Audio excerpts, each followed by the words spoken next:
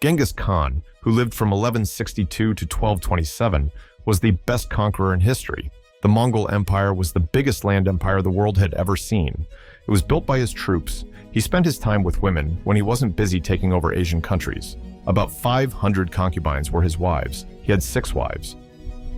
Geneticists think that genes from 16 million men, or 0.5% of the world's male population, go back to Genghis Khan. In other words, he had a lot of kids during his lifetime. Genghis and his Y chromosome.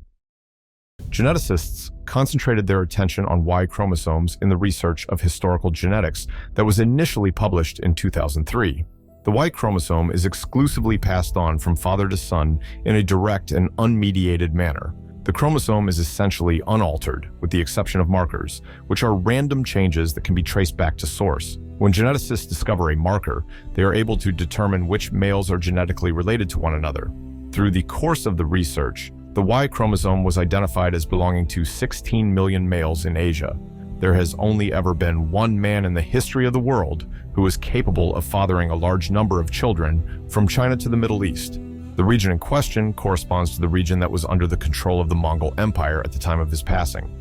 Clearly, Genghis Khan had a great deal of sexual encounters with a great number of different women. When Genghis Khan passed away, his descendants continued to rule over Asia for generations after his death. Given their position in society, they were able to have a greater number of women, and as a result, a greater number of children. To give just one example, Toshi, the son of Genghis, had 40 sons. Kublai Khan, the grandson of Genghis Khan, who is famous for hosting Marco Polo, became the father of 22 legitimate sons. In addition to that, he filled his harem with 30 virgins every year. Another direct descendant of Genghis Khan was Babur, who established the Mughal Empire in India. Babur was also the founder of the empire. His children numbered 18 and he had 6 marriages. Obtaining ladies was not a challenge for Genghis, a monarch who possessed unrivaled authority and a status comparable to that of a god. Genghis took the most beautiful women. After the conquest, Genghis Khan took the most attractive women for himself and kept them for himself. Women that had a great voice, long hair, rounded hips, and small noses were something he was attracted to. He used points as a measurement for women. It was his practice to hand over women to his lieutenants if their scores were too low. Rather than sleeping with the wives and daughters of the defeated enemy lords, he wanted to sleep with them. His troops were under the impression that he possessed amazing sexual prowess, a belief that he spread, given that he had sexual encounters with a number of different women each and every night. Over the course of one occasion, Genghis Khan engaged in a discourse with a Taoist monk who asserted to be more than 300 years old.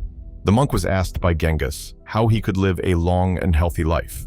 A monk gave him the advice to refrain from hunting, having sexual relations, and taxing Taoist monks. The only piece of advice that Genghis agreed to take was this one. Certainly, giving up sexual activity was not the plan. According to the narrative, Genghis met his end around 1227 as a result of sexual activity. He was on the verge of committing a rape against a Chinese princess when she castrated. Almost certainly, the mythology is not accurate. Did Genghis die because of castration? Genghis Khan made his way back from Persia in 1226 with the intention of putting down the Tangut revolt in China. In the time that Genghis Khan was away, the Tangut royal family had successfully re-established their freedom. According to the mythology, Genghis Khan had a dream in which he saw blood mixed with snow that was white. This dream occurred the night before the decisive battle in 1227. The oracles of Genghis explained that the blood was the blood of the Tangut prince, and that the snow was the daughter of the prince. The following day, the Mongols were victorious over the Chinese and also managed to slay the prince. The beautiful daughter of the prince was brought to Genghis Khan's tent as a prize for his victory in the war. When she pulled a hidden knife out of her hair and castrated him, he was in the process of preparing to rape her. The princess then took her own life by diving into a river during her final moments. This river has been referred to as the Khatun Gol, which literally translates to the River of Princess. Genghis Khan's marriages. The love life of Genghis involved both rape and the use of concubines. Nevertheless, on the other hand, he's shown a great deal of love and respect for his wives, particularly for Borta, who was his first wife. Both Genghis and Borta's parents arranged for their marriage to take place when they were approximately 10 years old. In the year that he turned 16, he tied the knot with her. Borta was taken captive by the Merkit tribe, which was the adversary, not long after the wedding. Taking women from another tribe and marrying them was a regular practice in the steppes of Mongolia, where the Mongols lived.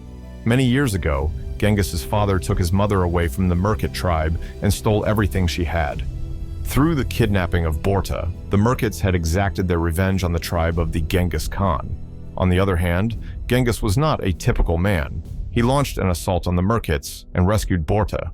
She had been held captive for 8 months at that point, and she had been sexually assaulted on multiple occasions. She gave birth to a son named Yochi, not long after Genghis provided her with rescue. Yochi was acknowledged by Genghis, who also treated him as if he were his own son. Despite this, the prevalent assumption that he was not Genghis's biological son continued to linger through the years. The guidance that Genghis's wife, Borte, provided was respected and followed by him. Mongol men were known to pay attention to their spouses because they felt that having a wise wife would protect them from making foolish choices in life. In the Mongol Empire, Borte was elevated to the position of Grand Empress. Only sons of Borte were considered to be authentic descendants of Genghis Khan. In Mongol civilization, polygamy was lawful if the individual had the financial means to do so. Genghis Khan was unquestionably a member of the group of affluent individual men. He was married to 6 different women. He had a deep affection for Kulan, who was his second wife. She accompanied him on a number of successful military operations. Additionally, after he had killed their father in combat, he married 2 princesses from the Tartar people. Each wife and her children resided in their own individual tents away from one another. Every single one of them ruled over her own area and court. In comparison to all of Genghis's wives, Borta, who was his first wife, held the most influence. Conclusion. An abundance of superlatives can be found in the life of Genghis Khan. 10% of the world's population, or around 40 million people, was slain by his army throughout the 13th century. His Mongol Empire encompassed about a fourth of the surface of the earth, making it the largest land empire in the history of the world. The number of male descendants he has is 16 million. The list of superlatives may be extended further, but the question that needs to be asked first and foremost is whether or not we should evaluate his accomplishments. In the event that we communicate our viewpoints, will this either inspire or dissuade others from attempting to replicate his actions? We hope you liked this video. Watch another video here